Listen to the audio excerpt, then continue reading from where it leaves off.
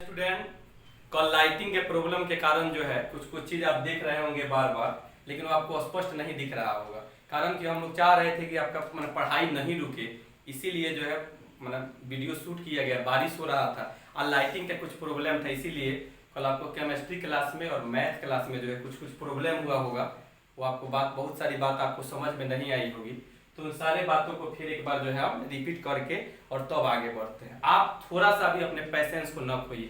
हर एक बात आप जितना सोचते हैं कि यह बात मेरा क्लियर नहीं हो, उससे ज्यादा उसकी चिंता हम लोगों के पास है। इसलिए आप थोड़ा सा भी जो है अपना पैसेंस न खोएं, फिर वह बात जो कल बताया गया है उस बात को चर्चा करते हैं। आप तो ऐसे ही आदी हैं कि एक घंटा क्लास में कभी कभी जो है 30-30 मिनट 35-35 मिनट जो है लेक्चर हो जाता था। इसलिए मेरे लिए तो बहुत बड़ी बात है नहीं, और आप लोग भी इसके आदी लगभग है ही। फिर रिपीट कर देते हैं, फिर अगर नहीं समझ में आएगा कल फिर होगा। इसलिए हमको तो ये चीज का टेंशन नहीं रहता, जल्दी जल्दी हो जाए, ऐसे हो जाए, कोई प्रभाव नहीं। e के power x differentiate integrate inter तक कोई प्रभाव नहीं। इसलिए आप थोड़ा सा भी पैसेंस अपना न खोएं, फिर उन सारी बातों को जो है हम यहाँ पर रिपीट करते हैं और आप समझने का प्रयास कीजिएगा। कल हम लोग चर्चा किए थे यूनिट वेक्टर। क्या बोले थे कि a vector whose modulus is unity, यानी एक ऐसा सदिश जिसका इकाई एक हो। अगर नहीं भी दिख रहा होगा तो हम बात को इतना ज्यादा बार बोले थे, चाहे इतना ज्यादा बार बोलने की आदत भी है क्लास से चाहे यहाँ भी, कि वो आप सुन के भी बहुत सारे बात लिख लिए होंगे, समझ गए होंगे। फिर भी मान लीजिए एक ही बच्चा नहीं समझा, दो ही बच्चा नहीं समझा, तो हम लोग तो 100% लेकर चलते हैं। फिर हम वो सारा चीज चर्चा करते हैं और सुनिएगा कि एक ऐसा वेक्टर जिसका जो है यूनिटी जो है, जिसका जो है मॉडुलस का वैल्यू, मापांक का वैल्यू जो है अगर एक होता है, तो उस तरह के वेक्टर को जो हम लोग बोलते हैं यूनिट वेक्टर, यानी इकाई सदिश। लिखे क्या थे? या vector whose modulus is unity. आप सुनिएगा और नोट कीजिएगा। A vector whose modulus is unity is called unit vector. I hope कि आप लिख चुके होंगे। A vector whose modulus is unity is called unit vector. Hindi में एक ऐसा सदिश जिसका मात्रक, मात्रक कहने का मतलब जिसका मॉडुलस, जिसका मापांक, जिसका मैग्नीट्यूड 1 हो, उस तरह के वेक्टर को हम लोग कहते हैं यूनिट वेक्टर। जैसे मान लीजिए यदि हम लोग के पास कोई वेक्टर ए दिया गया है, कोई वेक्टर ए दिया गया है, आया वेक्टर ए है 2i cap plus 2j cap और माइनस k कैप। यह वेक्टर ए है, और यदि इसका मॉडुलस निकालना है, मापांक, सबसे पहले हमको क्या चाहिए कि यूनिट वेक्टर के लिए हम लोग पढ़े थे कि यूनिट वेक्टर को सूचित कैसे करते हैं। तो यूनिट वेक्टर को हम लोग सूचित करते हैं ए के ऊपर कैप दे देते हैं, और इसको पढ़ते क्या है? A cap. कल भी इस चीज को हम चर्चा किए थे। इसको क्या पढ़ते हैं? ए कैप, यानी एक कैप बराबर क्या हम लोग पढ़े थे? Vector A by modulus of vector A, यानी वेक्टर ए में उसके मापांक से भाग कर देना है। तो मापांक के विषय में, मापांक निकालना तो हम लोग जान चुके हैं कि मापांक कैसे निकलेगा। तो सबसे पहला काम हम लोग करेंगे कि यहाँ पर वेक्टर ए का मान निकालेंगे, मॉडुलस ऑफ वेक्टर ए का मान निकालेंगे, यानी मॉडुलस ऑफ वेक्टर ए क्या हो जाएगा? तो यहाँ लिखेंगे आई का कोफिशिएंट क्या है? 2 है, तो 2 का स्क्वायर प्लस 2 का स्क्वायर प्लस -1 का होल स्क्वायर। अब इसको हम लोग सोल्व करेंगे, यानी मॉडुलस ऑफ वेक्टर ए बराबर, मॉडुलस ऑफ वेक्टर ए बराबर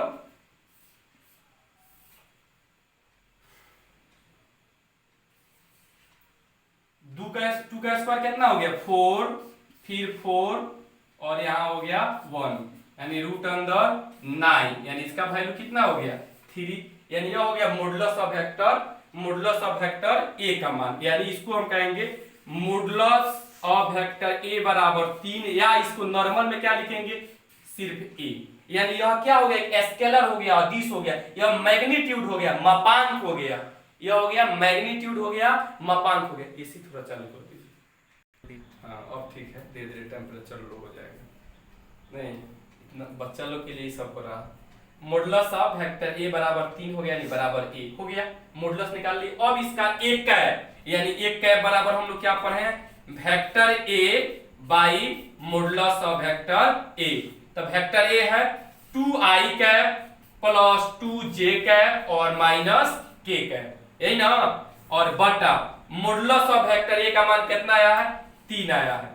अब या तो यहीं पर रहने दे सकते हैं या इसको थोड़ा सा और आगे बढ़ा सकते हैं। क्या लिख सकते हैं, 2/3 आई कैप प्लस 2/3 जे कैप माइनस 1/3 के कैप, यानी यह हो गया मॉडुलस ऑफ वेक्टर।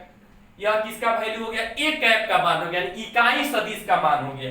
यह हो गया इकाई सदिश, यानी ए का यूनिट वेक्टर हो गया, इकाई सदिश हो गया। अब आपके दिमाग में चल रहा होगा कि कल सर आप बताए थे कि इकाई सदिश एक ऐसा सदिश होता है कि जिसका मात्रक जो होता है, जिसका इकाई जो होता है वह कितना होता है, जिसका मॉडुलस का वैल्यू, जिसका मैग्नीट्यूड का वैल्यू कितना होता है, यूनिट होता है, यानी यूनिटी होता है, यानी एक होता है, 1 होता है। तो आइए इसको चेक करें कि यह जो एक कैप है क्या इसका मापांक 1 आ रहा है। तो हम लोग इसको चेक करते हैं, यानी एक कैप का हम लोग मापांक निकालते हैं।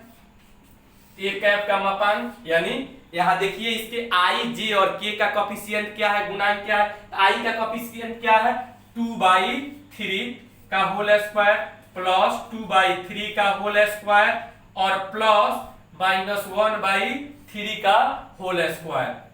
आई होप कि यदि नहीं दिख रहा होगा तो आपको जो है 2/3 का होल स्क्वायर, 2/3 के होल स्क्वायर प्लस -1/3 के होल स्क्वायर, जब इसको आप सोल्व कीजिएगा तो क्या हो जाएगा, 4/9, 4/9 और 1/9, यानी रूट अंदर 9/9, यानी रूट अंदर 1 बराबर 1। तो ये हो गया। यानी आप देखें कि जो उसी समय से आप डिफिनेशन पढ़ रहे थे कि इकाई सदिश का जो मापांक होता है, जो मॉडुलस होता है, मापांक का जो वैल्यू होता है 1 होता है।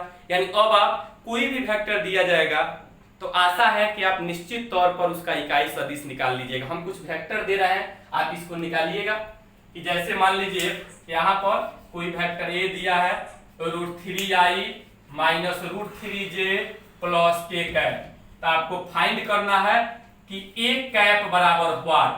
दूसरा वेक्टर बी दिया गया है 2i कैप माइनस जे कैप माइनस के कैप, आपको बी कैप फाइंड करना है। फिर यदि कोई तीसरा वेक्टर सी दिया गया है -3i cap minus √2j cap plus के कैप, आपको सी कैप फाइनल करना है। तो आई होप कि आप यूनिट वेक्टर जो है, कोई भी वेक्टर दिया गया है तो उसका इकाई सदिश कैसे निकालते हैं आपका जो है क्लियर हो गया होगा। कल यही बात हम लोग चर्चा किए थे। जिन बच्चों का कल के वीडियो में क्लियर नहीं हुआ होगा या क्लियर नहीं दिखा होगा वो अभी से समझ लेंगे। अगर कोई वेक्टर ए दिया है तो उसके इकाई सदिश को एक कैप लिखते हैं, यूनिट वेक्टर को एक कैप लिखते हैं। बी का निकालना होगा तो बी कैप, सी का निकालना होगा तो सी कैप, ए बी का निकालना होगा तो ए बी कैप, राम का निकालना होगा तो राम कैप। यानी एक कैप बराबर वेक्टर ए और उसके मॉडुलस से भाग कर देते हैं। यानी मॉडुलस, इस वेक्टर का मॉडुलस का वैल्यू आया 2 का 4 4 और 1, यानी 4 4 1 9 √9 3। तो मॉडुलस ऑफ वेक्टर ए बराबर 3 हो गया। इसको नॉर्मल में, सिंपल में सिर्फ ए भी लिख सकते हैं। और यह अदिश राशि होता है, स्केलर क्वांटिटी होता है। इसको बोलते हैं मॉडुलस, मापांक, या इसको कहिए मैग्नीट्यूड। एक कैप बराबर वेक्टर ए बटा मॉडुलस ऑफ वेक्टर ए, 3 से डिवाइड किए, अलग अलग छांट के लिख दिए। ऐसे ही आप ए जो दिया गया वो निकालिए, बी निकालिए और सी निकालिए। और ऐसे ही एक एक चीज, एक एक कॉन्सेप्ट मिलकर के, एक एक टाइप्स मिलकर के आपका एक बड़ा सा सवाल का निर्माण होता है। इसलिए सब एक चैन है। आप कभी ये समझने का पहले बहुत आसान ही तो हो गया, हर एक आसान चीज ही मिलकर के हम लोग बड़े क्वेश्चन को सोल्व करते हैं। यह सब एक स्टेप वाइज काम है। इसलिए आप यह तीनों चीज निकालिए और ए बी सी का निकालिए कि इसका इकाई सदिश क्या है। फिर हम लोग चर्चा करते हैं। कल हम लोग पढ़े थे लाइक वेक्टर, अनलाइक वेक्टर, को इनिशियल वेक्टर, फिर हम उसको चर्चा कर देते हैं ताकि कल जो आपको परेशानी हुआ था यह जो है आप रोक कर भी लिख सकते हैं। क्योंकि एक आध बच्चे जो है कमेंट किए थे कि सर थोड़ा लिखने का समय दीजिए, तो यह लाइव क्लास नहीं है कि आपको लिखने का समय, इसको आप वीडियो को रोक करके भी आप लिख सकते हैं और जो है इसको आप रोक करके आसानी से लिख सकते हैं। अब हम लोग पढ़ेंगे लाइक वेक्टर, समान सदिश। तो कल ही हम लोग चर्चा किए थे और आप सुनिएगा भी, सुन के भी आप लिख सकते हैं। कल बोर्ड पे सारा चीज लिखा गया था। अ vector having same sense of direction, a vector having same sense of direction is called like vector. यानी एक ऐसा वेक्टर, देखिएगा, a vector having same sense of direction, same sense of direction, same sense of direction is called like vector. यानी एक ऐसा सदिश या vector having same sense of direction is called like vector.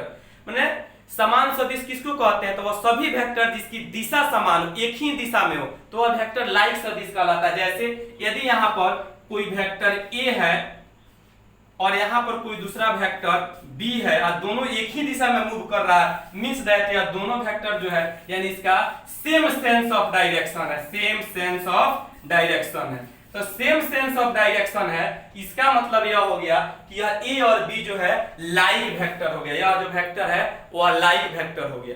अब इसी के उल्टा अनलाइक वेक्टर, तो आपके दिमाग में ही डिफरेंशिएशन चल रहा होगा कि जहां अनलाइक है तो लाइक में सेम सेंस ऑफ डायरेक्शन है, तो अनलाइक में क्या होगा? ऑपोजिट सेंस ऑफ डायरेक्शन होगा। नहीं, तो अनलाइक में क्या लिखेंगे? Vector having opposite sense of, बस सेम जहां पर है उसके जगह पर हो जाएगा ऑपोजिट सेंस ऑफ डायरेक्शन। यानी एक ऐसा वेक्टर जिसकी दिशा अलग अलग हो, माने ऐसा सदिश जिसका दिशा विपरीत हो, अलग अलग हो, डिफरेंट हो, ठीक ना? तो हम लोग देखेंगे, लिखिएगा क्या? अ vector having opposite sense of direction is called unlike vector. तो अनलाइक वेक्टर में आप क्या लिखिएगा? अनलाइक वेक्टर में क्या लिखिएगा? अ vector having opposite sense of direction is called unlike vector. एक ऐसा सदिश जिसका दिशा क्या हो? विपरीत हो। सभी सदिश जिनकी दिशा विपरीत हो तो उस तरह के सदिश को हम कहते हैं अनलाइक वेक्टर। अर्थात अगर कोई वेक्टर A है और दूसरा कोई वेक्टर B है, यानी दोनों का दिशा अलग अलग है, तो यह दोनों जो है वो ऑपोजिट सेंस ऑफ में है, ऑपोजिट सेंस ऑफ डायरेक्शन। यानी यह दोनों क्या है? Opposite sense of direction, opposite sense of direction. यानी वेक्टर A और B दोनों को दिशा अलग अलग है, अतः यह दोनों सदिश जो है अनलाइक वेक्टर है। फिर हम लोग चर्चा किए थे प्रॉपर वेक्टर। यानी प्रॉपर वेक्टर क्या होता है? तो any non zero vector is called proper vector. यानी जीरो वेक्टर को छोड़ दीजिए तो बाकी जितना वेक्टर है वह सब प्रॉपर वेक्टर के अंतर्गत आता है। यानी एनी नॉन जीरो वेक्टर, जो सबसे लास्ट में कल लिखे थे याद कीजिएगा, any non zero vector is called proper vector. यानी जीरो वेक्टर को छोड़ दीजिए तो बाकी जितना वेक्टर है वह सब किसके अंतर्गत आता है? प्रॉपर वेक्टर के अंतर्गत। तो कल हम लोग इतना ही चर्चा किए थे और फिर आज हम देखते हैं कि कोलिनियर वेक्टर या पैरेलल वेक्टर, माने संरेख या समांतर सदिश, यानी समांतर सदिश किसे कहते हैं, कैसे पहचानेंगे उसके विषय में देखते हैं। जिस तरह से इक्वल वेक्टर बहुत इंपॉर्टेंट था, इक्वल वेक्टर बहुत इंपॉर्टेंट था, इक्वल यूनिट, उसी प्रकार collinear vector, like vector, unlike vector, यह वेक्टर भी बहुत यूजफुल है और इसका एक्सरसाइज में आवश्यकता पड़ेगा, सवाल को सोल्व करने में इसकी आवश्यकता पड़ेगी। इसलिए अभी जो वेक्टर हम आपको बताने जा रहे हैं कोलिनियर वेक्टर या पैरेलल वेक्टर, उसको थोड़ा बारीकी से और कंसंट्रेट होकर के देखिएगा।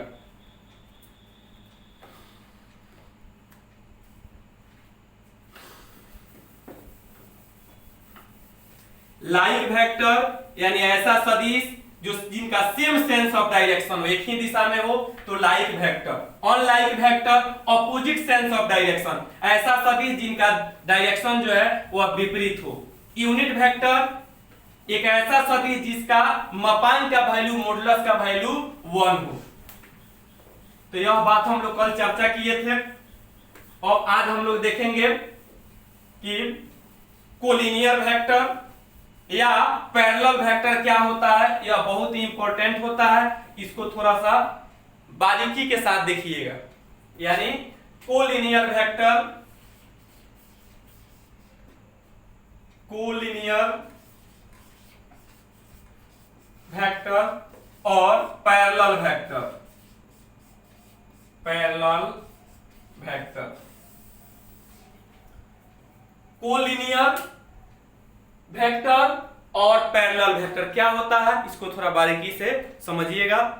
और सुनिएगा और इसको इस तरह से समझिएगा कि जब एक्सरसाइज में आपका वेक्टर का पहला चैप्टर तो इससे रिलेटेड बहुत सारे क्वेश्चन है, आप फिगर में पहचान पाइए।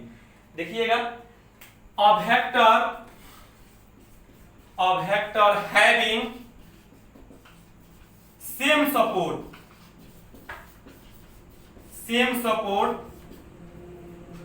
और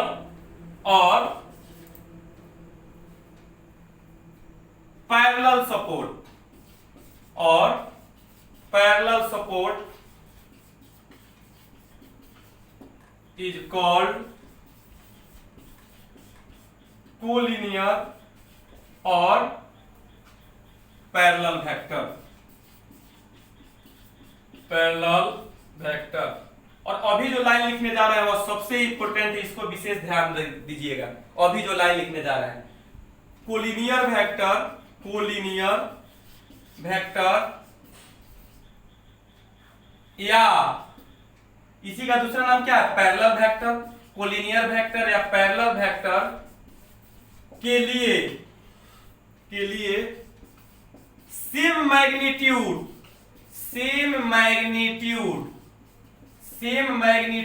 और सेम डायरेक्शन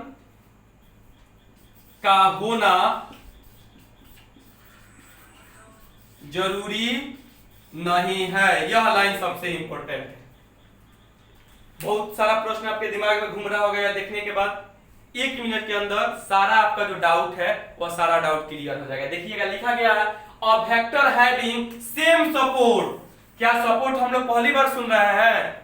सपोर्ट के विषय में हम लोग जान चुके हैं कि सपोर्ट क्या होता है। और parallel support is called collinear vector या पैरेलल वेक्टर। फिर आगे लिखा गया कोलिनियर वेक्टर या पैरेलल वेक्टर के लिए सेम मैग्नीट्यूड कहने का क्या मतलब होता है? उसका मापांक, उसका लेंथ, लंबाई। तो सेम मैग्नीट्यूड और सेम डायरेक्शन, माने उसकी लंबाई सेम हो और डायरेक्शन एक ही हो, यह होना जरूरी नहीं है। तो भाई क्या होना जरूरी है? अब आइए पूरा यह जो है किताबी लैंग्वेज, किताबी भाषा, बुकिश माने बातों से अलग हट के इसको अपने दैनिक जीवन में समझते हैं कि क्या कहता है कोलिनियर वेक्टर, कैसे हम पहचान पाएंगे। तो एक ऐसा वेक्टर जो या तो एक ही लाइन पर हो, एक ऐसा सदिश जो या तो एक ही लाइन पर हो या जस्ट उस लाइन के पैरेलल लाइन पर हो, तो उस तरह के जितना सदिश होता है वह सभी सदिश कोलिनियर या पैरेलल सदिश कहलाता है। जैसे हम कुछ उदाहरण दे रहे हैं और आप पहचानिएगा कि यह कोलिनियर या पैरेलल है कि नहीं है। फिर समझिएगा पूरा लाइन का मत ध्यान दीजिएगा कि इंग्लिश परिभाषा रखना पड़ेगा। बार बार हम वीडियो में बोलते हैं और आपको समझाते हैं, ये पूरा बात फॉर्मेलिटीज है कि आप देखिए परिभाषा लिखिए। मैथ में इसकी कोई आवश्यकता नहीं है। एक लाइन में मैथ में इसकी जो आवश्यकता है कि कोलिनियर या पैरेलल वेक्टर किसको कहते हैं, तो वह सभी सदिश जो या तो एक ही लाइन पर हो या उस लाइन के जस्ट पैरेलल लाइन पर हो, उस तरह के सभी सदिश को जो है हम लोग बोलते हैं कोलिनियर या पैरेलल वेक्टर। कोलिनियर वेक्टर में वेक्टर की लंबाई, मैग्नीट्यूड कहने का मतलब उसका लेंथ, उसका लंबाई सेम होना जरूरी नहीं है और वह एक ही दिशा में हो यह भी होना जरूरी नहीं है। जरूरी क्या है, शर्त क्या है कि वह वेक्टर या तो एक ही लाइन पर हो या जस्ट उसके पैरेलल लाइन पर हो। अपोजिट डायरेक्शन में भी रहेगा तो कोई बात नहीं है, लंबाई भी बड़ा छोटा रहेगा यानी मैग्नीट्यूड भी बड़ा छोटा रहेगा तो उसका कोई परिवर्तन उस पर नहीं होगा, उससे कोई मतलब नहीं होगा। अर्थात फिर एक लाइन में हम इसको समराइज करते हैं, वह सभी वेक्टर, वह सभी सदिश जो या तो एक ही लाइन पर हो, वह सभी सदिश जो मान लीजिए यह एक लाइन है, यह एक लाइन L1 है और यहां पर एक दूसरा लाइन जो है वह L2 है, तो वह सभी सदिश, जैसे मान लीजिए यहां कोई सदिश वेक्टर A है, यहां पर कोई सदिश जो है वेक्टर B है, यहां पर कोई सदिश इतना बड़ा जो है कोई सदिश जो है वेक्टर C है, यह इस डायरेक्शन में, यहां इसका दिशा है, इसका दिशा ऐसे है और यह इस डायरेक्शन में है। और कोई दूसरा वेक्टर दिया गया है यहां पर, इस लाइन पर जो दूसरा वाला लाइन पर है, देखिएगा यह कोई वेक्टर D है, यह बहुत छोटा सा कोई वेक्टर E है और यह कोई वेक्टर f है। क्या आपके दिमाग में चल रहा है, क्या यह सब वेक्टर कोलिनियर है, क्या सभी वेक्टर पैरेलल वेक्टर है? तो निश्चित तौर पर है। क्यों है? क्योंकि यह जितना वेक्टर है या तो सब जैसे हम कहें ए बी सी कोलिनियर है तो निश्चित है। क्या डिफिनेशन पर है कि यह वेक्टर हैविंग सेम सपोर्ट, तो सेम सपोर्ट का मतलब एक ही सपोर्ट होना चाहिए। तो इसका सपोर्ट क्या है? L1, यानी L1 एक लाइन है, इसी लाइन पर वेक्टर A है, वेक्टर B है और वेक्टर C है। तो यह क्या है? कोलिनियर है या पैरेलल है। दूसरा बात क्या कहें? और पैरेलल सपोर्ट, अगर यह सेम सपोर्ट पर नहीं हो तो किस पर हो? इस लाइन के जस्ट पैरेलल सपोर्ट पर। तो मान लीजिए सपोज कीजिए कि L1 के पैरेलल जो लाइन है वह लाइन क्या है? L2 है। तो इस L2 पर वेक्टर D है, वेक्टर E है और वेक्टर F है। तो हम क्या देख रहे हैं? वेक्टर A जो है पैरेलल है D के, B जो है पैरेलल है E का। इसका मतलब यहाँ जितना वेक्टर आपको दिख रहा है वह सारा वेक्टर क्या है? कोलिनियर कहिए या पैरेलल कहिए। अब हम आपसे नीचे लाइन में यहाँ क्या लिखाए थे नोट में, और यही लाइन सबसे महत्वपूर्ण था। क्या था? कोलिनियर वेक्टर या पैरेलल वेक्टर के सेम मैग्नीट्यूड, मतलब सेम मैग्नीट्यूड का मतलब इसकी लंबाई का सेम होना जरूरी नहीं। जैसे यहाँ इसकी लंबाई देखिए और यहाँ इसकी लंबाई देखिए, यानी इसकी लंबाई का सेम होना जरूरी नहीं है। और दूसरा क्या बात था? इसकी डायरेक्शन, यानी इसके डायरेक्शन का सेम होना जरूरी नहीं है, यानी इसके डायरेक्शन का सेम होना जरूरी नहीं है। शर्त क्या है? या तो वह एक ही लाइन पर हो या वह पैरेलल लाइन पर हो। तो उस तरह के जो भी सदिश होते हैं उस सदिश को हम बोलते हैं कोलिनियर या पैरेलल सदिश। फिर समझिएगा, यह अंग्रेजी हिंदी के फिर में मत पढ़िएगा, 1 मिनट में सारा चीज को अब समराइज करते हैं। वह सभी सदिश जो या तो एक ही लाइन पर हो या इस लाइन के पैरेलल लाइन पर हो, तो उस तरह के सदिश को कोलिनियर या पैरेलल वेक्टर कहते हैं। कोलिनियर या पैरेलल वेक्टर के लिए, कोलिनियर या पैरेलल वेक्टर के लिए दिशा का, डायरेक्शन का सेम होना जरूरी नहीं है। आई होप कि आपका यह बात जो है वह क्लियर हो गया होगा। अब हम आपको कुछ एग्जाम्पल दे रहे हैं, कुछ उदाहरण दे रहे हैं। उस उदाहरण के माध्यम से आप पहचानिएगा जो कौन सदिश कोलिनियर है और कौन सदिश कोलिनियर नहीं है। एक बार आप इसको बारीकी से जो है देख लीजिएगा।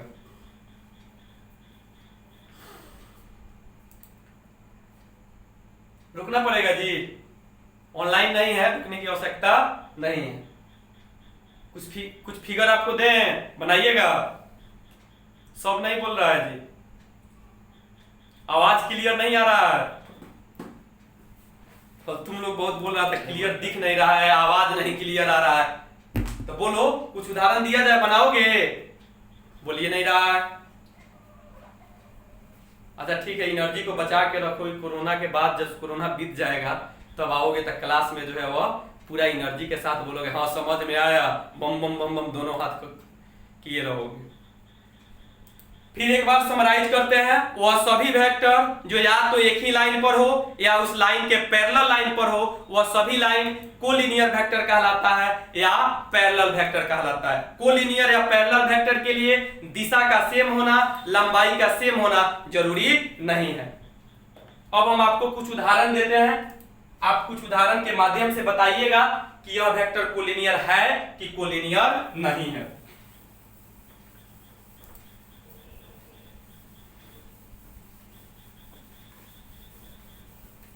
और पीछे वाला भी जितना वेक्टर का टाइप्स है वह सारे टाइप्स को आप रिवीजन करते रहिएगा।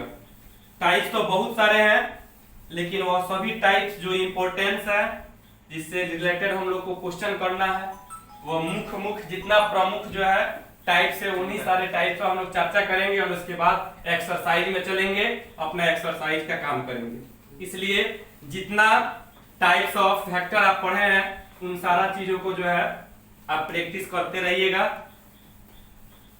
चलिए अब हम कुछ फिगर देख रहे हैं। आप अपना आईक्यू चेक कीजिए कि आप जो बात समझे हैं उस बात से जो है आप कितना आंसर जो है वह सही जवाब दे पा रहे हैं। देखिएगा कि यहां पर जो है एक वेक्टर ए है जिसका मैग्नीट्यूड, मापांक जो है, सपोज कि इसका मापांक जो है, मान लेते हैं कि इसका जो मापांक आता होगा वह 2 यूनिट आता होगा, 2 इकाई आता होगा। एक दूसरा वेक्टर यहां दिया गया है, मान लीजिए इसका नाम देते हैं वेक्टर बी। और इसका जो मैग्नीट्यूड होता है, इसका जो मापांक है, सपोज मान लीजिए कि इसके दुगुना है, तो मान लीजिए कि इसका जो मैग्नीट्यूड होगा और सपोज कि इसका मैग्नीट्यूड आता होगा 2, नहीं मान लीजिए कोई दूसरा जो है और इससे थोड़ा सा छोटा देते हैं, तो मान लीजिए 2 है और इसका नाम वेक्टर c देते हैं, तो सपोज कर लीजिए कि इसका जो मैग्नीट्यूड है वेक्टर c का वह मान लीजिए 1 कुछ भी है, मान लीजिए कि एक ही है, आधा कर देते हैं इसका मैग्नीट्यूड जो है 1 है। नहीं फिर कोई दूसरा वेक्टर देते हैं,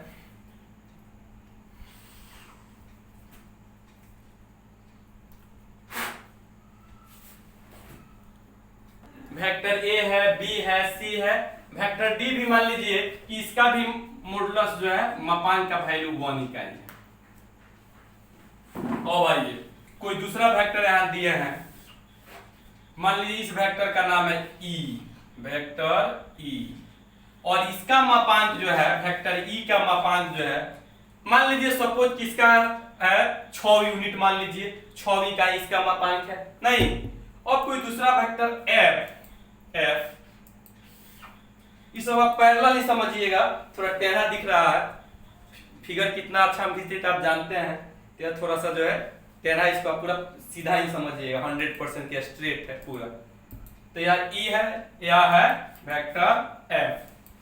वेक्टर एफ को मान लीजिए कि थोड़ा सा और बढ़ा देते हैं और इसको आप मान लीजिए कि इसका जो मैग्नीट्यूड है वेक्टर एफ का मैग्नीट्यूड 3 और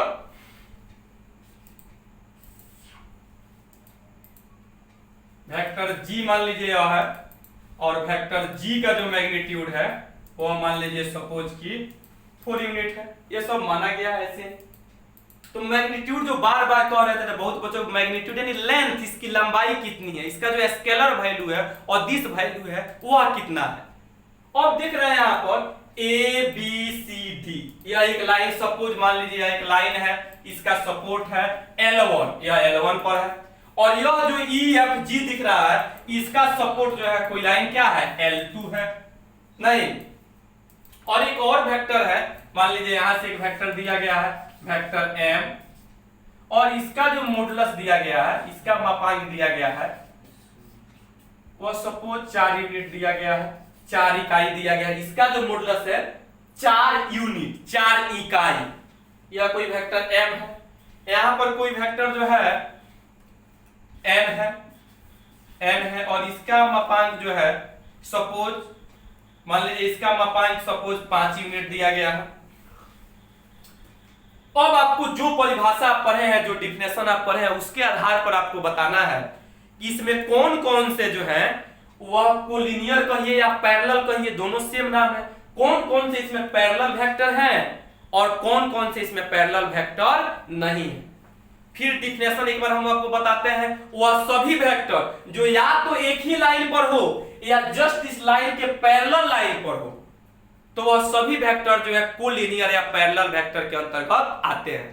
कोलिनियर या पैरेलल वेक्टर में लंबाई का यानी मैग्नीट्यूड का सेम होना जरूरी नहीं है, और दूसरा उसमें दिशा का भी सेम होना जरूरी नहीं है। तो जरूरी क्या है, तो या तो वह एक ही लाइन पर रहे या उस लाइन के जस्ट पैरेलल लाइन पर रहे, यही कंडीशन है। अब इस आधार पर आप देख करके बताइए कि कौन कौन जो है वह पैरेलल है और कौन कौन जो है पैरेलल नहीं है। क्या आपके दिमाग में चल रहा है कि कौन कौन इसमें पैरेलल है? तो आप खूब बारीकी से जब देखते होंगे तो आप पाते होंगे क्या, आपके दिमाग में शायद ये बात चल भी रहा होगा। आप उसके बाद मैच कीजिएगा, मिलाइएगा कितना परसेंट आपका सही था। आई होप कि 100% आप जो सोच रहे हैं वही सही होगा।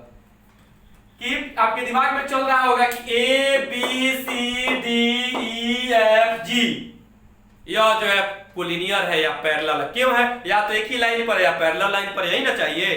तो ये सब जो है क्या है, कोलिनियर या पैरेलल है। लेकिन कौन कौन कोलिनियर या पैरेलल नहीं है? यह n नहीं है, m नहीं है, क्योंकि ना ही एक ही लाइन पर है ना ही किसी वेक्टर के पैरेलल है। इसीलिए m वेक्टर और n वेक्टर जो है वह पैरेलल नहीं है। और पैरेलल भी दो तरह का होता है, एक होता है पैरेलल वेक्टर और दूसरा होता है एंटी पैरेलल। तो एंटी शब्द का मतलब होता है उसका डायरेक्शन अपोजिट रहना, एंटी शब्द का मतलब होता है कि उसके डायरेक्शन का अलग होना। जैसे हम लोग कह सकते हैं कि वेक्टर ए तथा बी यह दोनों पैरेलल वेक्टर हैं, लेकिन ए या बी दोनों सेम डायरेक्शन में आता है, यह पैरेलल है। वेक्टर सी तथा डी यह दोनों पैरेलल वेक्टर है, लेकिन इनकी दिशा अलग अलग है, तो यह दोनों एंटी पैरेलल है। सिमिलरली यदि हम कहें ए और ई, तो ए और ई यह दोनों वेक्टर जो है वह पैरेलल वेक्टर है, क्योंकि इनकी दिशा सेम है। लेकिन यदि हम आपसे चर्चा करें कि वेक्टर डी और वेक्टर जी, बारीकी से देखिएगा, वेक्टर डी, वेक्टर जी और वेक्टर डी दोनों को डायरेक्शन देखिएगा, तो यह दोनों पैरेलल तो हैं, लेकिन इनकी दिशा जो है वह विपरीत है। तो इसका मतलब यह दोनों एंटी पैरेलल हैं। यानी एंटी पैरेलल का मतलब है कि निगेटिव डायरेक्शन में, उल्टा दिशा में है, यानी ऑपोजिट सेंस ऑफ डायरेक्शन। फिर यहां अगर हम लोग आप देखते हैं तो हम लोग पाएंगे कि यहां पर C और F यह दोनों क्या है, पैरेलल है।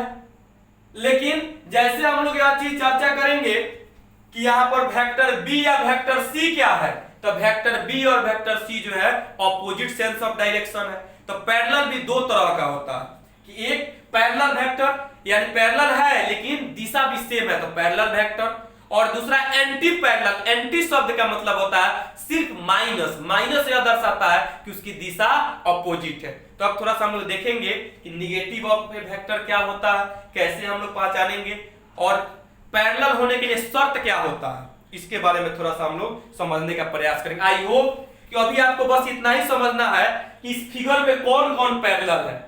तो आशा करते हैं कि आप जरूर यह बात समझ गए होंगे कि A, B, C, D, E, F, जी इतना वेक्टर कोलिनियर कहिए या पैरेलल है। कौन कौन पैरेलल नहीं है, तो ना ही एन वेक्टर पैरेलल है और ना ही एन, यानी एम एन को छोड़ के बाकी आप फिगर में जितना वेक्टर दिख रहा है यह सब जो है कोलिनियर है या पैरेलल है। बस अभी इतना ही आपको समझना है। अब आगे बताते हैं निगेटिविटी क्या होता है, उसके विषय में हम लोग चर्चा करेंगे।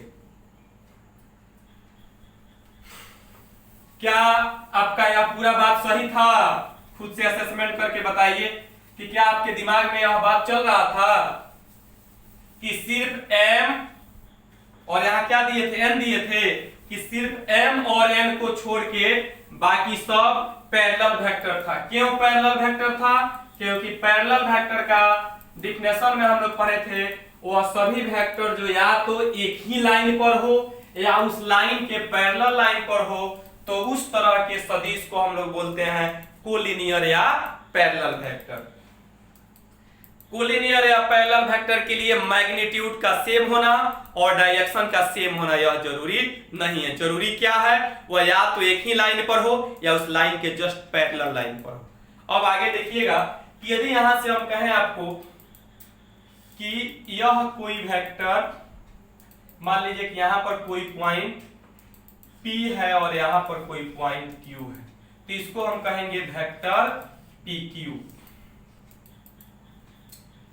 और सेम मैग्नीट्यूड का सपोज कर लीजिए कि यह जो वेक्टर है इसका मैग्नीट्यूड 1 यूनिट है, तो इसका मैग्नीट्यूड 1 यूनिट है, तो इसको कैसे लिखिएगा, यानी मॉडुलस ऑफ वेक्टर PQ बराबर 1।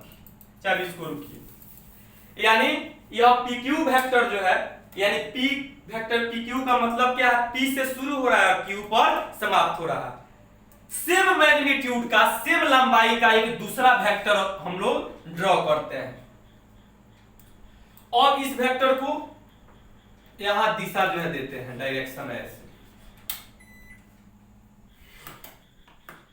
यानी यह दोनों वेक्टर क्या है, वेक्टर PQ इस डायरेक्शन में जा रहा है और वेक्टर QP जो है वह दूसरे डायरेक्शन में आ रहा है। तो इस वेक्टर को क्या लिखेंगे, मान लीजिए यहां पर वेक्टर P है, सपोज यह पॉइंट P है और यह पॉइंट जो है वह Q है। इसका मतलब ये हो गया कि यह PQ के ऑपोजिट है, PQ के क्या है, यह ऑपोजिट है, तो इसको क्या लिखेंगे, माइनस वेक्टर PQ। यानी माइनस सिर्फ और सिर्फ यह बताता है कि जैसे सिंपल में आप PQ का मतलब क्या समझते हैं कि P से शुरू हुआ और Q पर क्या हो गया, समाप्त हो गया, यही ना पढ़े हैं कि वेक्टर पी क्यू का मतलब क्या पढ़ते आ रहा है अभी तक कि पी से समाप्त हुआ, क्यू पी से शुरू हुआ, यानी पी से शुरू हुआ और क्यू पर समाप्त हो गया, यही ना पढ़ रहे हैं। लेकिन माइनस वेक्टर पी क्यू का मतलब हो गया कि माइनस सिर्फ और सिर्फ यह दर्शाता है इसकी दिशा, माइनस से बाकी किसी चीज का मतलब नहीं होता। माइनस दर्शाता है इसके सिर्फ और सिर्फ डायरेक्शन को। माइनस यह दर्शा रहा है कि अगर पी क्यू जो है सपोज जो है वह ईस्ट डायरेक्शन में जा रहा है, तो यह पी क्यू बता रहा है, यानी माइनस यहां पर बता रहा है कि यह जो वेक्टर है जस्ट उल्टा डायरेक्शन में जा रहा है, यानी यह जो है अगर ईस्ट के तरफ जा रहा है तो यह वेक्टर जो है माइनस पी क्यू वेक्टर जो है यह वेस्ट डायरेक्शन के तरफ जा रहा है। सुनिएगा फिर बारीकी से, इसकी बहुत आवश्यकता पड़ेगी कि वेक्टर पी क्यू का मतलब हुआ कि पी से शुरू हुआ और क्यू पर समाप्त हुआ था, पी से क्यू के तरफ जा रहा है, यानी वेक्टर पी क्यू का क्या मतलब हुआ, पी से क्यू के तरफ जा रहा है। लेकिन यहां पर माइनस लगा दिया गया, इसका मतलब है कि यह वेक्टर पी क्यू का दिशा जो हम लोग पहले से, जैसे मान लीजिए इसको हम ढक लें, इसको ढक ले, तब क्या कहिएगा, पी से शुरू हुआ क्यू पर समाप्त हुआ। इसका क्या मतलब हुआ, पी से शुरू हुआ और क्यू पर समाप्त हुआ, इस आधार पर यही बोलिएगा। लेकिन जैसे यह माइनस लगा दिया गया तो माइनस का मतलब है कि पहले जिस डायरेक्शन में चल रहा था उस डायरेक्शन के जस्ट उल्टा डायरेक्शन में चल रहा है, यानी ऑपोजिट में। अर्थात अगर पी क्यू ईस्ट, अगर वेस्ट डायरेक्शन में चल रहा है, पूरब दिशा में चल रहा है, तो माइनस पी क्यू का मतलब हुआ कि यह पश्चिम डायरेक्शन में, यानी यह वेस्ट के तरफ जा रहा है। फिर समझिएगा, वेक्टर पी क्यू का मतलब हुआ पी से शुरू हुआ और क्यू पर समाप्त हुआ, अर्थात पी से क्यू के तरफ, यानी यह पूरब दिशा में जा रहा है, ईस्ट डायरेक्शन में जा रहा है। लेकिन जैसे माइनस लगा दिया गया तो माइनस इसके दिशा को बताता है कि इसका दिशा चेंज हो गया, वह जहां जाता था उसके विपरीत डायरेक्शन में यह जा रहा है, यानी इसका डायरेक्शन चेंज हो गया। यानी यह पी क्यू जो है अभी तक इसका मतलब है पी से जा रहा है क्यू के तरफ, लेकिन जैसे ही माइनस लगा दिया गया इसका मतलब इसका डायरेक्शन चेंज हो गया। तो इसको क्या लिख सकते हैं, इसको ऐसे लिख सकते हैं कि देखते चलो माइनस का मतलब क्या होता है। अगर इसको कुछ देर के लिए आप ऐसे कर दें तो इस वेक्टर को आप क्या लिखिएगा, नॉर्मल इस वेक्टर को लिखिएगा क्यू पी, यही ना लिखिएगा। तो क्यू पी का मतलब क्यू से शुरू हो रहा है, पी पर समाप्त हो रहा है। तो देखो कैसे इसको हम लोग चेंज करते हैं, खूब बारीकी से देखिएगा। जैसे ही इसका पोजीशन चेंज होता है साइन बदल जाता है, जैसे यहां है माइनस, आप फिर ब्रैकेट में इसका जगह चेंज करेंगे, यानी पहले क्यू लिखेंगे आप उसके बाद पी लिखेंगे, तो इसका मतलब है कि इसका डायरेक्शन चेंज कर दिए, तो इसका डायरेक्शन चेंज कर दिए तो यहां साइन हो जाएगा माइनस। अब ये दोनों माइनस माइनस मल्टीप्लाई हो गया तो ये हो गया प्लस क्यू पी, यानी इस वेक्टर का मतलब हो गया कि क्यू से चल रहा है और पी पर क्या हो रहा है, समाप्त हो रहा है। यानी जैसे ही इसका जगह चेंज होगा इसका डायरेक्शन बदल जाता है। डायरेक्शन कैसे चेंज होता है, सिर्फ साइन से। यानी यहां पर माइनस साइन का मतलब है कि अब पी से नहीं चल रहा है, अब इसका मतलब है क्यू से चल रहा है, पी पर समाप्त हो रहा है। इसको कैसे लिखेंगे, इस पूरे वेक्टर को कैसे लिख सकते हैं, माइनस क्यू पी। सिमिलरली मान लीजिए इसी आधार पर आप सोच के बताइएगा कि अगर यहां कोई वेक्टर हम आपको कह दें कि यह वेक्टर दिया गया है m यहां पर, और यहां पर कोई वेक्टर दिया गया है n, ये वेक्टर हो गया mn। इसका मतलब हो गया कि यह वेक्टर ईस्ट डायरेक्शन में जा रहा है, ठीक है। अब क्या करते हैं कि यह जो है मान लीजिए वेक्टर हो गया, क्या वेक्टर हो गया, ये वेक्टर हो गया mn। और मान लीजिए सेम मैग्नीट्यूड का, सेम लंबाई का कोई दूसरा वेक्टर लेते हैं, तो सेम मैग्नीट्यूड का कोई दूसरा वेक्टर लेते हैं, सेम लंबाई का दूसरा वेक्टर लेते हैं, और इसका दिशा इसका उल्टा कर देते हैं। तो इस आधार पर इसको क्या लिखेंगे, यहाँ पी क्यू था तो सेम डायरेक्शन में क्या, इसका डायरेक्शन उल्टा हो गया था, ऑपोजिट हो गया था, तो क्या लिखे थे, माइनस पी क्यू।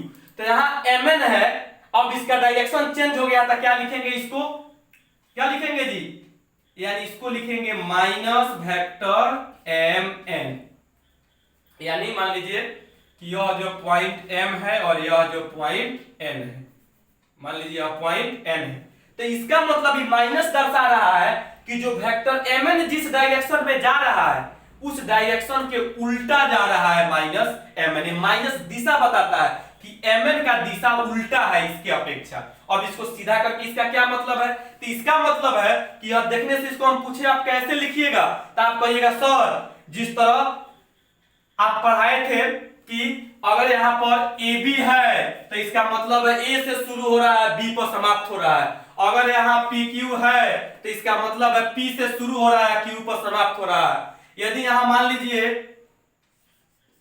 कि मोदी जी हैं और यहाँ राहुल गांधी जी हैं, नहीं तो आई को वेक्टर लगा देते हैं, तो इसका क्या मतलब कि मोदी जी से शुरू हो रहा है और कहां समाप्त हो रहा है, राहुल गांधी जी पर। अर्थात इस टर्म का आप मतलब समझे हैं, इस टर्म का आप मतलब समझे हैं कि m से शुरू हो रहा है और n पर समाप्त हो रहा है। उसी प्रकार जब इसको कहेंगे लिखने के लिए तब क्या कहिएगा, इसको खूब आसानी से कहिएगा कि सर n से शुरू हो रहा है और m पर समाप्त हो रहा है, तो इसको लिखिए n, m के ऊपर वेक्टर का साइन लगा दीजिए। यानी इसका मतलब एक वेक्टर है जो n से शुरू हो रहा है और m पर समाप्त हो रहा है। तो इसको उस रूप में कैसे लिखेंगे, तो माइनस, अब देखिएगा यह mn का डायरेक्शन तो चेंज हो रहा है, तो डायरेक्शन चेंज हो रहा है यानी n से शुरू हो रहा है, तो n से शुरू हो रहा है n पर समाप्त हो रहा है, तो इसका डायरेक्शन चेंज हो गया।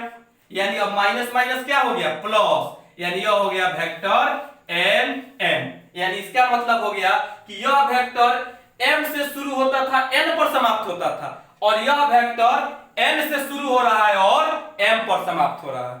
आई होप कि आप समझ गए होंगे। फिर एक और उदाहरण देखिए और आपका क्लियर हो जाएगा।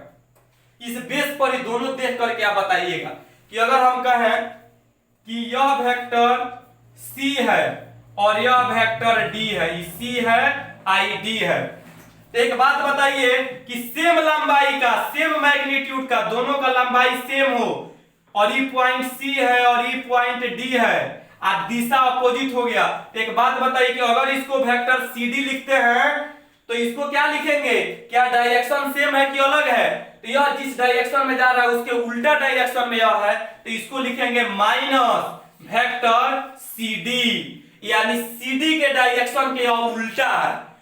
माइनस क्या बता रहा है कि cd का जिस डायरेक्शन में जा रहा है उस डायरेक्शन के उल्टा डायरेक्शन में जा रहा है, तो अब इसको कैसे लिखेंगे, माइनस ब्रैकेट में, यानी यह d से शुरू हो रहा है और c पर समाप्त हो रहा है, तो पहले लिखेंगे d और तब लिखेंगे c। जैसे इसका जगह चेंज होगा इसका मतलब दिशा चेंज हो गया, तो इसके बदले यहाँ क्या हो जाएगा, माइनस, यानी यह माइनस माइनस क्या हो गया, प्लस वेक्टर dc। इसका मतलब हो गया कि यह जो दूसरा वाला वेक्टर है वह d से शुरू हो रहा है और c पर समाप्त हो रहा है, d से शुरू हुआ और c पर समाप्त हुआ। तो आई होप कि आपका कुछ कॉन्सेप्ट क्लियर हो रहा होगा। एक आध और देख लीजिएगा और उसके बाद जो है आगे फिर हम लोग कल चर्चा करेंगे। इस प्रकार बार फिर देख लीजिएगा, आगे फिर हम लोग इसको कल चर्चा करेंगे। एक आध और मात्र देख लीजिएगा।